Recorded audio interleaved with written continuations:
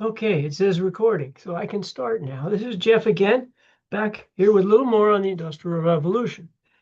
Your book says the Industrial Revolution was roughly between the dates of 1780 and 1850. And of course, dates being what they are and events being what they are, there is some slop over either end. There are no real cutoff dates, no real start dates, which we've discussed a little bit previously. But we're going to take a look now at some of the effects of the Industrial Revolution and what was happening in the rest of the world regarding industrialization. And then we'll take a look a little bit about the life people led during the Industrial Revolution, and certainly the development of class issues were, how do I say it, exacerbated, emphasized more than they ever were. There was always an aristocratic class and peasants. Well, now you had a middle class developing and more peasants. But in any event, the clear winner was Great Britain. By 1850, the Great Britain's gross domestic product had quadrupled, had doubled. How do you say it? It's 4 times greater than in 1780. But the rest of the world just didn't get on board to the same extent. Well, all were affected. Great Britain developed what we'd call a consumer economy. It became outright, unadulterated capitalistic in its outlook and its economic policies. So there were 2 types of capitalism: commercial capitalism, which involved the traders, the merchants, getting pre-industrial goods from one place to another. And of course, a lot of that relied on the fact that you had growing empires. And of course, when you grow an empire, you also have to grow ways to defend that empire and to police that empire. Something that originally England really wasn't interested in. It took a look at the Americas and saying, well, we got rid of a bunch of ne'er-do-wells. See ya. You're on their own, which is going to come back to bite them a little later. And then there's industrial capitalism, which far exceeded the profits of commercial capitalism. But this is where the consumer economy comes into play. People want goods. And as we discovered with cotton, goods became cheap enough that more and more people could buy them. The poor people saved up a little money, what little they could, and bought them. They didn't have the time or energy or skill. Skills started to disappear to make their own clothes anymore. So it became a consumer society. And along with it, a lot of Europe and the Americas became a consumer society. The first pioneers to hit the American shores had to build everything, had to make everything. But then they started buying goods from the mother country, England. Stands to reason. It made life easier, and the goods were cheap enough to afford. And Americans were gaining enough cash to be able to afford them. But on the other hand, America didn't become an economic power, probably for another 50, 60 years. And a lot of reasons are behind that. We'll stick to those, but let's take a look at a couple of them. The War of 1812, where we declared war. This is between the time 1780 to 1850. 1812, we went to war a second time with Great Britain. 1775 to 1787, the beginning of the Industrial Revolution, we were in the revolution against Great Britain. And of course, part of the reason Americans were successful was their alliance with France. And a secondary reason was that alliance with France made Great Britain have to now defend some of its other holdings, its other colonies that they can consider less troublesome and more valuable. For example, the West Indies. They pulled, I believe it was 7,500 troops out of the northeastern theater of the American Revolution to go defend the West Indies against French interest, French invasion, which they considered more serious. You know, even the Treaty of Paris, where the American Revolution ended, England was supposed to give back Fort Detroit on the Great Lakes, and there was another fort, and move into the Canada over the Canadian, what was then the agreed Canadian border. Well, they didn't do it. They lurked and waited. Their thought was, America's so weak, we'll get her back at some point. Back and forth on that one, but that's what they were debating. And they did not pull their troops. They did not give Fort Detroit back. And that was a sore point with Americans. Likewise, the War of 1812, America declared war on Britain. Now, we'll go into that since that's in the 1800s. We'll go into that in a little more detail at some other time. But think about, we're now at war with the most powerful, again, with the most powerful country on earth, England, with the largest navy and the most fearsome army. Fortunately, about that same time, England's defending a lot of Europe with Napoleon's little antics. He's taking over big swaths of Europe, and North Africa. He had an Egyptian campaign, declared himself Emperor of Egypt. So Russia, for example, was rich in raw materials, and they began some industrialization, but fell back on their raw materials.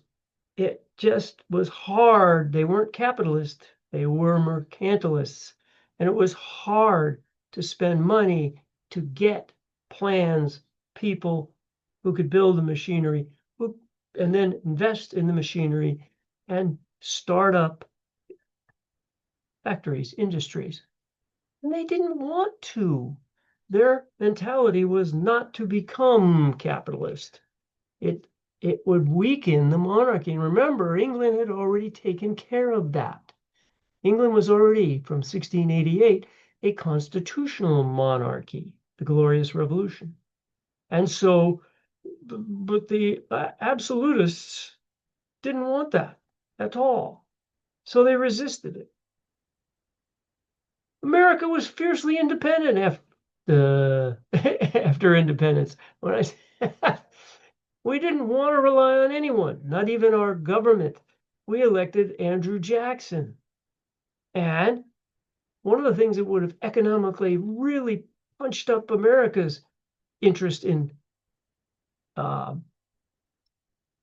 industrialization would have been roads to get goods and services back and forth. 1729 to 1837, states had to build roads, and they couldn't afford what the federal government could. You just think of the difference in tax base. Andrew Jackson vetoed roads bills, left and right. And then, you remember the banking system that was developed in Belgium and then migrated to England, a centralized banking system? The National Bank, which had been introduced by Congress, with a 20-year lifespan, expired, and Jackson vetoed renewal of the bank. He hated the bank. He then put all the money, federal money, in local they call them pet banks, state banks. and said, you administer this. We'll give you bills of whatever to distribute, how to distribute, but you guys are in charge. Of course, they loaned it out. They loaned it out at favorable interest rates to farmers. Huge economic depression followed. Germany developed what we call the sovereign. Germany was just a bunch of kingdoms, folks. Let's see. Once again, Jeff did it. Oh, God, anyway. Yeah, I'm whispering. Didn't want you to know. Oh my goodness.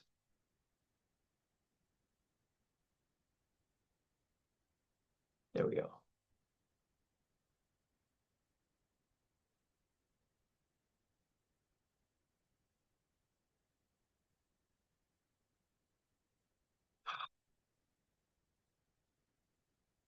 Why does this happen to me? There it is.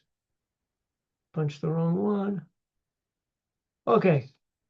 Zollverein. That is, there it is. Germany was nothing but a bunch of, let's share. I just think I put myself in it.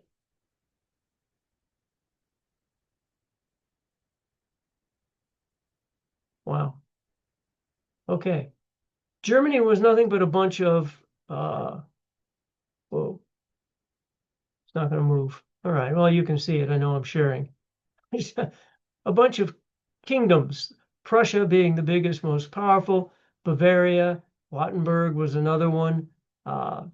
This one, this purple over here, the Rhineland and Westphalia was France at one point, and they were up against the Austrian Empire. Well, as you see, they took over a whole lot. But the sovereign, and you'll see, I had it labeled, but I guess you don't see the spelling.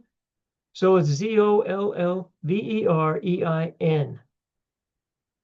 And what it was an economic agreement, which made for free trade among these and led in 1866 to 1871 the unification of Germany as a country as we know it, to nearly know it today. Well, it went through some other iterations after World War II, but as we basically know it today, it became the country that it is. And the precursor to that was the economic agreement called the Zollverein. And since it wasn't even a country, it was just a bunch of kingdoms, using the economic theory of mercantilism that I explained to you previously, they weren't big into industrialization yet. Egypt made some attempts at industrialization, but again, to compete took too much effort and some social change that the Egyptians weren't ready for. They fell back on their economic base, which is raw materials, in particular cotton, which fed the British Empire. And of course, Britain had a big hold on Britain. And then a good portion of the world was the empire, the British Empire, or other empires. The French held vast territories in the world. The Germans held large swaths of Africa. The Belgians held a big swath of Africa, and the British and the Dutch. Another leap forward, by 1902, the Dutch and the British were fighting. They had a war called the Boer War over who controlled South Africa, Southern Africa. So the world was not in any shape to accept revolutions. Take a quick look at some others. An interesting one, we mentioned the American Revolution, and some of Great Britain's challenges. I haven't clarified them, but I mentioned them here. Let's do this. The challenges that Great Britain faced with just the American colonies, the American colonies were independently economically prosperous. This was a fact that had escaped the British as being likely to occur. And they didn't appreciate the fact. And so they pretty much left 13 colonies, which didn't have much in common with each other, all founded for different reasons by different folks. And each of the 13 colonies had been self-governing because the ocean was wide and the king was far away and had no interest in sending troops and police and governors and administration and keeping control of the colonies. He was getting rid of unwanted folks. And so for 150 years, they'd been self-governing. And now, with economic prosperity, Great Britain was saying, let's control you. Let's have a Stamp Act. Let's have a Navigation Act. Let's have the Intolerable Acts. All of these acts we would have studied previous to the Industrial Revolution, but you get the idea. They were also dealing with a very diverse population in the Americas. 30% were of German ancestry. There were Scotch and Irish, and some of those Irish were anti-British. They were for Irish independence. And there was big fear of an alliance between France and Spain that was going to be a great threat to the colonies and England. But the American Revolution revealed that the Enlightenment ideas can be successful. America's created self-government, government by people, not by a presumed or assumed or claimed divine power. A government that wasn't based on heredity or tradition, but a new type of government called a republic. And the other thing that was going on was because of the wars and Napoleon and all those problems, France was pretty much bankrupt as a world power.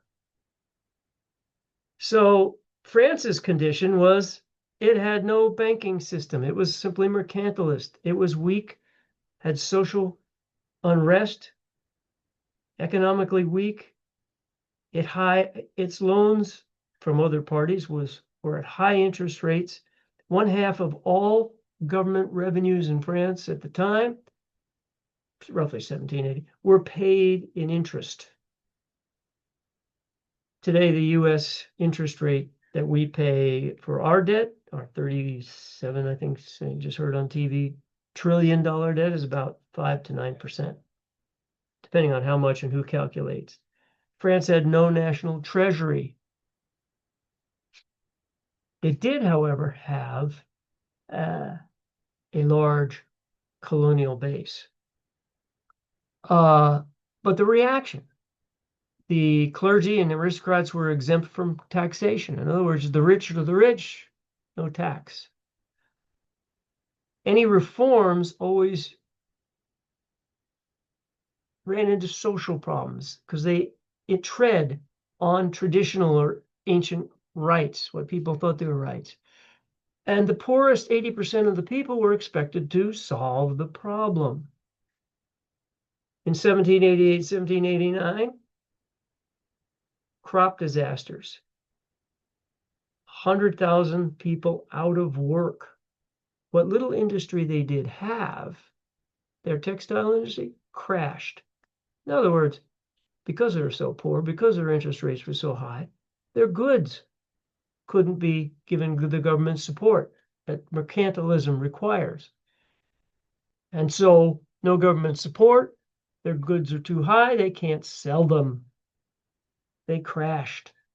So any effort the French were making just went into the toilet. And then Louis XIV, good old Louis XIV, you've heard of him, and his beautiful wife, let them eat cake, abolished Parliament. No, we're not having a legislature. I am the king. The people became to perceive The problem is government. In other words, Louis. So Louis, always a little bit too little and a little bit too late, called the General Estates. It had been the first time since that had been done since the 1600s. What are the estates? Well, number one estate was the clergy. Number two estates were aristocrats. Number three estates were some representation of the people, which were 96% of the population. And the third estate were representatives of the new middle class, lawyers, merchants that had been developing, managers that had been developing. But when these estates got together to try and come up with a problem to suggest to their absolutist king, nothing happened. They didn't get anything. So when nothing was accomplished, the third estate, the lawyers, the middle class, the merchants, invited the other two classes to join them and form a national assembly, much to Louis's chagrin, because instead of accepting it and maybe limiting his own power and staying in power, he attacked. He, encouraged by that, the famous Bastille was attacked by members of the assembly and people. Louis had to free the workers' burned estates, rich people's estates, and government records, so no debt could be tracked or traced or proven. So, needless to say, with Louis fleeing, the assembly takes over. They abolish privilege by hereditary. They form a government. They declare the rights of man. They declare that only the National Assembly can make laws. By definition, a violation of rights is a bad government. But by 1791, they come up with an idea for a constitutional monarchy. But the reaction of others around, Austria, Russia, Sardinia, Spain, Prussia. No, no. If France goes, if Louis goes, I go. So they treated this as a threat to monarchy. Threat to monarchy. And they entered to restore King Louis XIV. Now, this created French nationalism, but on the other hand, you can see the underpinnings of chaos. They're more worried about something else besides free enterprise, moving of capital, development of industries, development of technology. They're worried about their political lives. And so the world didn't change much. How do I say it? The rest of the world simply just didn't develop with the speed and impact and intensity of Great Britain. The rest of the world had fallen behind. Now, the working class, living conditions weren't so great.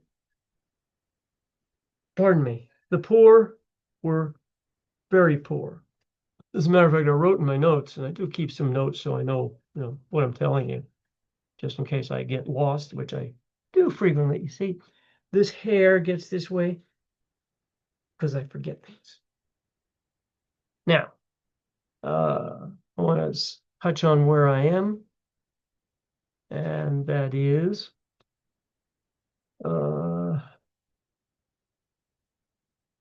yeah.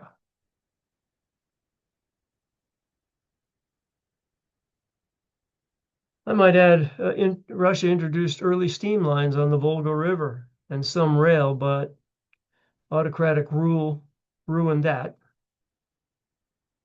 Um, Life expectancy by 1780 was roughly 38 years. Poverty was absolute, not relative. And the difference is this: absolute poverty is can't sustain life, that can't provide shelter, clean water, food for all members, healthcare for all members of a group, a family, for example. That's absolute poverty.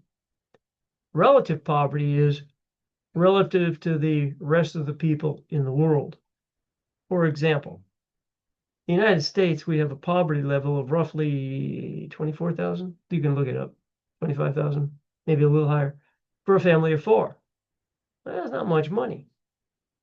But I can tell you, even today, where most of the world's workers work for $2 a day, yeah, that's right, $2 a day, they would love to have a government subsidy of 24,000, welfare, whatever you want to call it, of 24,000. They'd live like kings in their environment, in their country. So that's relative poverty. But here, by our living standards, that's poverty. Get it? I forgot about Chinese. Chinese had wholly different value systems. They valued social order, social stability. They did not wish to become part of the Western world, if you will. They learned some of the ways, but didn't embrace them and try to um, adopt them. And they were invaded multiple times, but the invaders usually adopted Chinese ways. And so their political and traditional infrastructure, social structure was not really disturbed, and they were not looking to disturb it. So here you have the situation of the rest of the world and the success of Great Britain. Among other things, you had revolutions in a lot of places, and that was another thing Great Britain, especially since Great Britain controlled approximately 20% of the world's population and 25% of the world's land mass were part of the British Empire. So they were busy hanging on and controlling that, with their jewel being, of course, India. And they held on to India until 1947. So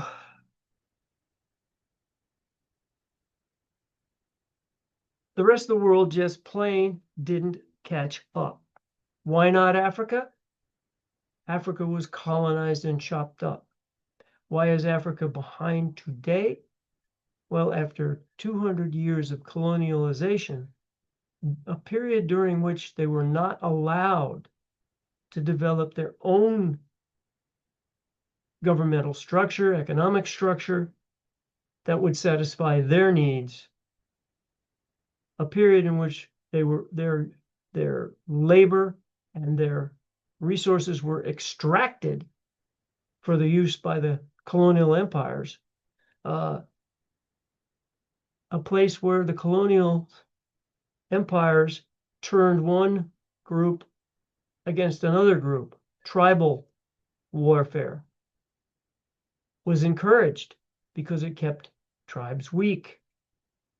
So, I mean, this even happened in Americas. It's before our time, but the thing we call the French and Indian War, Europe calls the 7 Years' War, because it was probably the first world war. France and England both attempted to use Native Americans to supplement their armies. This was common practice, divide and conquer. So Africa, because it remained colonialized through the 1960s. So Africa is still trying to find its way for the most part. So needless to say, they did not get industrialized. They were extraction economies. Okay, so what other things changed? Well, we developed a middle class that had pretty good stuff. However, the factories that were beginning to boom in the United States and England began to attract folks that had been driven from the land.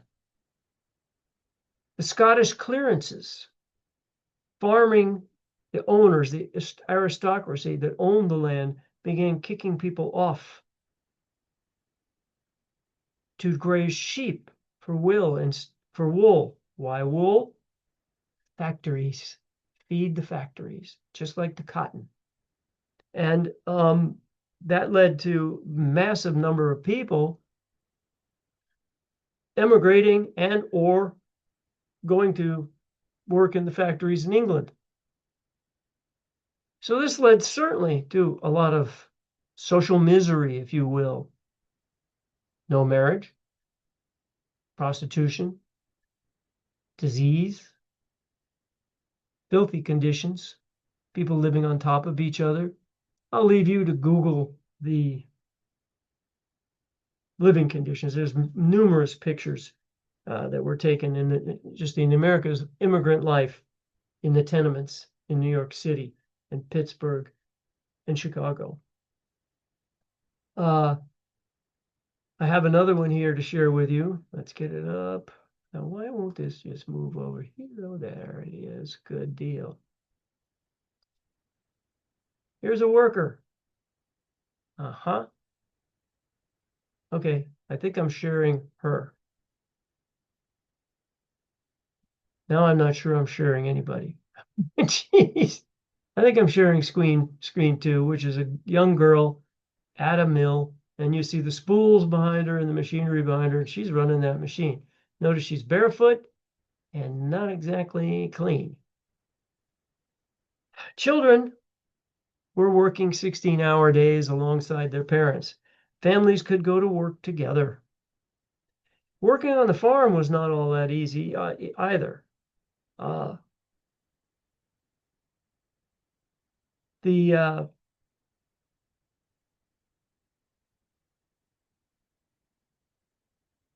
Okay, I stopped sharing. Where did I go? Hello, there I am. Wow, I should stop sharing and I disappeared. So